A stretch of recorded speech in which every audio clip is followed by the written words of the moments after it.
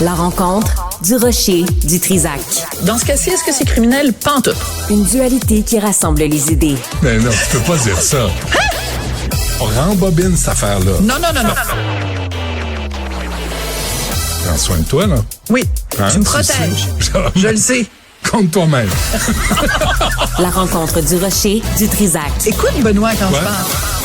OK, Sophie, j'ai pas eu le mémo, là. Qu'est-ce qui se passe avec Roxane Bruno? Écoute, Roxane Bruno, c'est une jeune auteure, compositeur, interprète ultra méga populaire. Elle a cet été vécu une immense peine d'amour. Elle était avec sa blonde depuis 6 ans. Ils se sont séparés. Et récemment, elle était sur scène, Roxane Bruno, et elle a fondu en larmes parce qu'elle parlait de sa peine d'amour, puis tout ça. Donc, elle a mis sur ses médias sociaux quelques images d'elle sur scène, très vulnérable, donc fondant en larmes, consolée par le guitariste avec elle, qui était avec elle sur scène. Elle a partagé ça avec ses abonnés, les gens sur les médias sociaux, pour montrer que, c'est ça, des fois, tu as des peines d'amour, puis quand tu es sur scène, puis c'était très touchant, très émouvant. Et les médias sociaux étant ce qu'ils sont, Benoît, il y a des trous du cul qui, au lieu d'aller dire « Écoute, c'est plate ce qui t'arrive, c'est bien que tu partages avec nous ces images-là où tu te montres vulnérable, un peu d'empathie, un peu de décence humaine. » À la place, il y a des gens qui s'en sont pris à elle. Pourquoi? Pour son apparence et pour son orientation sexuelle. Alors, je répéterai pas les propos, mais la raison pour laquelle on en parle aujourd'hui, c'est que Roxane Bruno, de façon très courageuse et extrêmement intelligente, a dit, ça suffit. Donc, elle a pris des captures d'écran et on voit le nom des gens. On voit le nom de Willy Philippot, on voit le nom de Julien Boudreau, on voit ton nom, Jean Séguin, on voit ton nom, Christopher Judd. Donc, elle a fait des captures d'écran, elle a partagé ça en disant, il y a vraiment plus de gens malheureux qu'on pense, des gens qui, écoute, c'est horrible, des affaires comme genre, une très mauvaise influence pour les enfants. Que c'est? D'avoir de la peine. Non, d'être homosexuel. Ah. D'être homosexuel, parce qu'elle a une peine d'amour avec sa blonde. De leurs affaires. Et il y a tellement de choses à dire là-dessus. La première chose que je veux dire, c'est j'offre toute ma bienveillance, toute ma compassion, mon chagrin à Roxane Bruno. Je trouve que ce qui lui arrive, une peine d'amour, c'est jamais drôle pour personne. T'as l'impression que c'est, la fameuse expression de Michel Rivard, toute personnelle, fin du monde. T'as l'impression que ton monde s'écroule. C'est difficile de le vivre publiquement, en plus, quand t'es une personnalité publique, puis tout le monde est au courant que t'es en train de vivre une séparation, c'est pas facile. Elle a choisi de partager sa peine avec les gens qui l'aiment. Et au lieu de recevoir de l'amour, elle reçoit de la haine. Donc, je veux juste lui offrir tout mon appui, puis Ouais.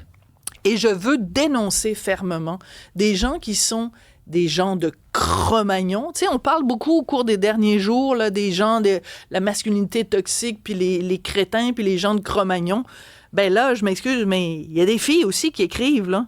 La personne qui dit c'est un mauvais exemple pour les enfants, tu sais, il y en a des filles, c'est pas juste des gars, là. Mais qu'est-ce que... Et elle a tout à fait raison, Roxane Bruno, de dire il y a plus de gens malheureux qu'on pense. Parce que...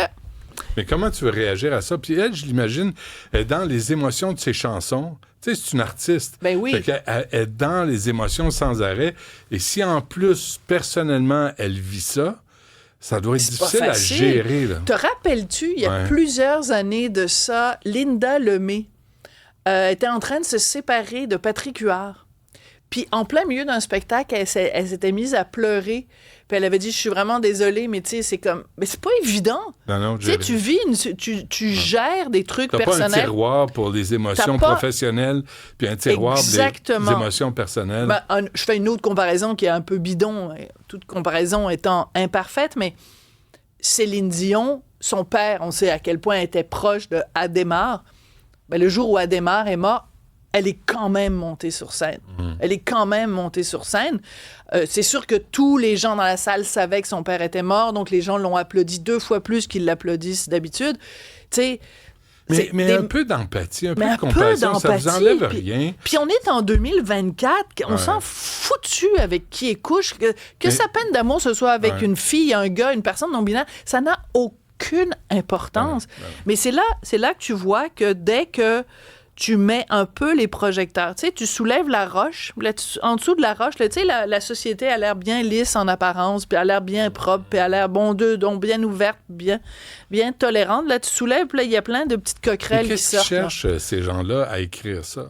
C'est une excellente question, Benoît. Moi, je veux parler à un psy qui va m'expliquer qu'est-ce qui fait que quelqu'un se lève le matin puis écrit, parce que... Ou la motivation d'écrire un texte, un message méchant à quelqu'un qui vit une période difficile. Oui. C'est quoi la motivation de ça? Non, mais c'est aussi que tu peux... Mettons que sur leur page Facebook ou leur compte Twitter, ils écrivent, hey, la chanteuse, ici, puis ça. Mais là, c'est qu'ils la taguent, elle.